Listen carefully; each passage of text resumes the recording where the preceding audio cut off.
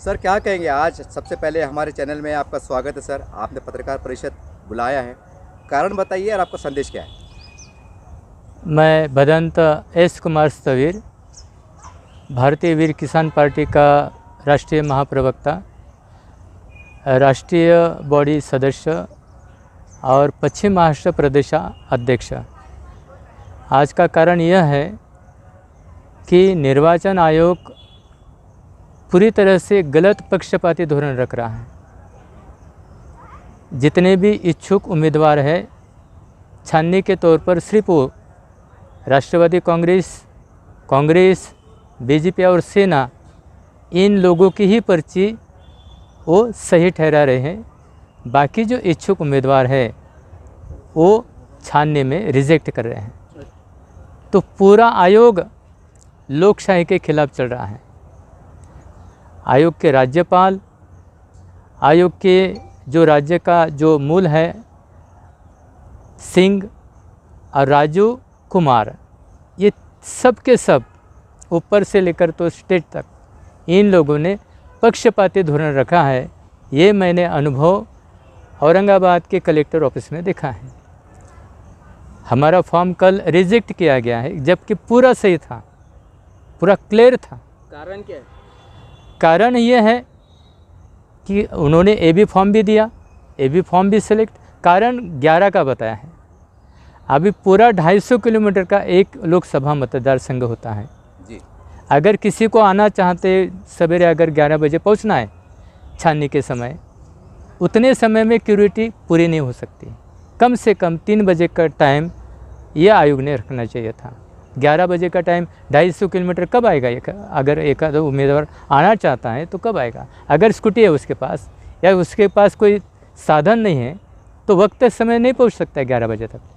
और तुम 11 बजे तक ही छाननी रखते हैं तो काम पर कब लगते हैं? ये निर्वाचन आयोग से। सर आपने एक बहुत बड़ा आरोप लगाया है, क्या आपने इसकी तकरार विभागीय आयुक्त के मार्फत में केंद्र सरकार, राज्य सरकार को से कुछ मांग की है? नहीं, मैंने कलेक्टर को कल खड़ा किया था जी। बैठने नहीं दिया था, और हाई कोर्ट में तुम्हें खींचूंगा ये भी मैंने कल कहा था। हाई कोर्ट में अगर खींचूंगा, लेकिन औरंगाबाद की जो इलेक्शन है अगर मैं स्टे लाता हूँ तो रुक जाएगा। ये रुकना नहीं करके मैंने हाई कोर्ट में अपील नहीं की है, ताकि बाकी के लोगों के ऊपर भी अन्याय हो जाएगा। मेरे अपने अगर मैं हाई कोर्ट में जाता है तो पूरी तरह से उनको गलत साबित करे, और उन लोगों ने मान लिया।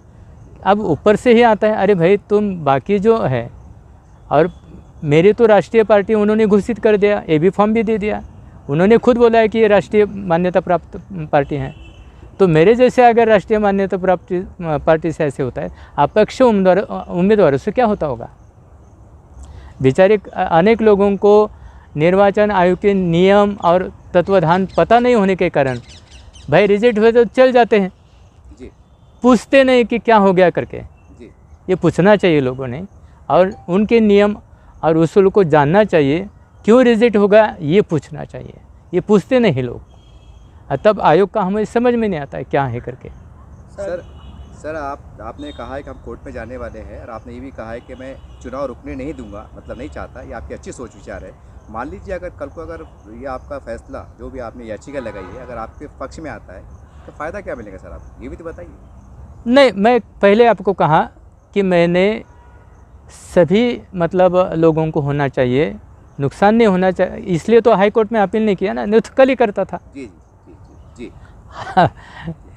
अपने इम्तियाज़ जलील भी हैं, दूसरे कौन अफसर भी हैं वंचित के, और कुछ अपक्ष भी हैं। इन लोगों का स्टे लाने पर नुकसान हो जाएगा, वो जो खर्चा करे बेचारे। आगे अब यहाँ जो मेरा सपोर्ट है तो वंचित को ही रहेगा, क्योंकि बंटवारा नहीं होगा। बंटवारा हो जाएगा तो हमारे दोनों लोगों का नुकसान हो जाएगा। तो सर खुले तौर पे आपका समर्थन अफसर खान साहब को है? हाँ, खुले तौर पर है, खुले तौर पर, क्योंकि हमारा कैंडिडेट यहाँ नहीं है। अगर मेरा कैंडिडेट यहाँ रहता था तो किसी का समर्थन नहीं रहता था। सर देखने में आता है कि एक फॉर्म रिजेक्ट हो गया तो दूसरा एक भर दिया जाता है। 2 भरते, 3 नहीं, 2 किया ना हमने। क्या हो गया, उम्मीदवार को ए बी दोनों दे दिया। अच्छा। इसलिए हमने कैंडिडेट रखा नहीं बी वाला। जी। हालांकि पूरा वो सक्सेस है, कोई क्यूरी नहीं क्यूरी उन्होंने सिर्फ एक लाइन की, तो मैंने उनको कहा कि आप थोड़ा सा हेल्प कर सकते हैं, ऐसा लिखा है, निर्वाचन आयोग ने ऐसा बताया है कि साधारण जो अधिकारी रहते हैं उन लोगों को सूचित किया है कि भाई अगर थोड़ी गलती है तो आप भर दीजिए, या उम्मीदवार को बोल दीजिए कि आपको ये बाकी है करके। इसके दिशा लाइन है सर, मतलब आदेश है ऊपर से? हाँ है ना मेरे पास। तो आपने ये बात कलेक्टर साहब को बताई ना, तब तो वो खड़ा रहा ना। अच्छा जी हाई कोर्ट की उसकी धमकी दी, इसलिए पूरे अधिकारी खड़े हो गए कल। जी। कराड़े नाम का हमारा जो उम्मीदवार था माली समाज का, जी। उन्होंने रिजेक्ट किया ना, और उनको पता चला कि ये ताकत आने वाली शक्ति है, ये शक्ति कुछ भी कर सकती है। तो हो सकता है कुछ कारण भी हो सकता है। सर जैसा आपने एक वंचित को समर्थन किया है, तो इसके बारे में आपने देखो, अगर वंचित का अगर बी फॉर्म कल सेलेक्ट नहीं होता था तो मेरा पूरा इम्तियाज़ जलील को सपोर्ट था, क्योंकि इम्तियाज़ जलील ने मैं देखा है उनको कि उन्होंने कोई गलत तरह से काम ये 5 साल में किया तो मुझे नज़र नहीं आया है। लेकिन अभी एक तौर पर ये ऐसा है कि पूरा जो 4 लाख अम्बेडकरी वोटिंग है वो एक दफ़ा यहाँ गिरने वाली है। अच्छा। अगर आपका फिर चाहे इम्तियाज़ जलील हो या ये आने वाला ही है, मेरा विरोध बीजेपी किसी हालत में नहीं आनी चाहिए, शिवसेना किसी हालत में नहीं आनी चाहिए। जैसा कि आप यहाँ से जो वंचित को समर्थन दे रहे हैं, बीजेपी तो पूरे राज्य में किसी हालत में नहीं आनी चाहिए। लोकतंत्र को पूरा धोखा दे रहे, लोकतंत्र को नष्ट करने के लिए उनकी पूरी साजिश है। आप उसमें से छूट जाएंगे ये मत सोचो। जी सर, जैसा कि आप यहाँ से वंचित को समर्थन दे रहे हैं, तो अफसर खान साहब से जाके आप मिलेंगे, मेरा समर्थन है? आपके समर्थक नहीं, ऐसा तो मैं उनको लेटर भेज दूंगा, ऐसा मतलब अच्छा मैसेज देंगे आप, देंगे तो? नहीं, मेरा जाना और मेरा लेटर भी जाना बहुत बड़ी बात है। जी। मेरा जाना या मेरा लेटर भी वहाँ तक पहुँचना कि भाई मेरा खुला समर्थन है आपको।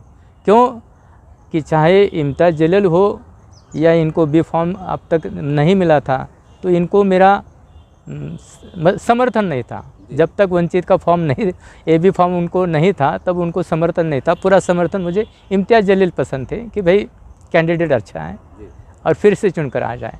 यहाँ किसी भी हालत में सेना बीजेपी नहीं आनी चाहिए। ये दोनों भी एक ही घर के सगे बेटे हैं। सर आपको नहीं लगता कि आपने अभी जो कहा है कि अगर इनको ए बी फॉर्म नहीं मिलता तो मैं इम्तियाज़ जलील साहब को मतलब समर्थन करता, तो इससे कहीं ना कहीं एक मतदाताओं में एक कन्फ्यूज़न का माहौल जाएगा आपके संदेश से बयान से? नहीं, लगता है कन्फ्यूज़न नहीं, मैंने साफ तौर से कह दिया, अगर उनको वंचित का ए बी फॉर्म नहीं मिलता तो उनको सपोर्ट नहीं था। ये देखो, इम्तियाज़ जलील पहली पसंद थी मेरी कि भाई हमारी पूरे कार्यकारिणी या मेरे पक्ष के जितने भी कार्यकर्ता राज्य में हैं वो उनको सपोर्ट करेंगे।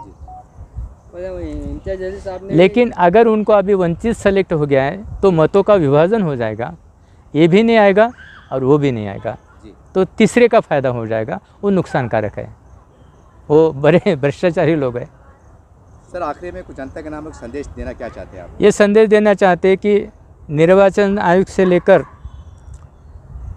तो बीजेपी की जितने भी वर्कर टीम हैं जो हमें नुकसान पहुंचाना चाहते हैं, उस नुकसान से लोग सीखे, कुछ सीखे। अगर मेरे जैसे शक्तिशाली इंसान को ये दिक्कतें आती है तो सामान्य जनों को कितनी दिक्कतें आती होगी। लोगों ने सोच समझकर अपना वोटिंग वंचित को अदा करना या विभाजन होने नहीं देना, और किसी भी हालत में बीजेपी सेना का आदमी महाराष्ट्र पर नहीं आना चाहिए, ये संदेश है। अब स्पष्ट तौर से आपको संदेश है कि अफसर खान को जीत कर लाइए, आप जीत कर लाइए, खुले तौर पर संदेश है। खुले तौर पर आने वाले समय बाला साहब यहाँ आने वाले हैं, प्रकाश अम्बेडकर साहब जी, तो क्या माना जाए कि उनकी स्टेट से भी आपको महत्वपूर्ण 2 शब्द बोलेंगे? नहीं, उनके स्टेज पर देखो, मेरे स्टेज पर मैं किसी राजनेता को अब तक नहीं आने दिया, तो उनके स्टेज पर मैं नहीं जाने वाला हूँ। मेरा पत्र ही बाला साहब के पास चला जाएगा। यानी आप दूर दूर तक सियासत से दूर रहना चाहते हैं? राजनीति से दूर रहना चाहते हैं आप? नहीं, सियासत में खड़ा होना डायरेक्ट। अच्छा, तो दूर कैसे? मतलब उनके मंच पे आप नजर अक्सर क्या हो रहा है सर कि कैसे पक्ष नीति एक अलग होती है। अच्छा, नीति के तौर पर हमको सब कुछ संभालना पड़ता है। जी। तो नीति अगर छोड़ दिया जाए तो फिर राजपाट सक्सेस नहीं होता है। सर आपका पूरा शुभ नाम बोल दीजिए, आपके पार्टी का नाम बोल दीजिए। मेरा नाम वही एस कुमार स्थविर, राष्ट्रीय महाप्रवक्ता भारतीय वीर किसान पार्टी का, और राष्ट्रीय सदस्य भारतीय वीर किसान पार्टी का कार्यकारिणी सदस्य और पश्चिम महाराष्ट्र का प्रदेशाध्यक्ष।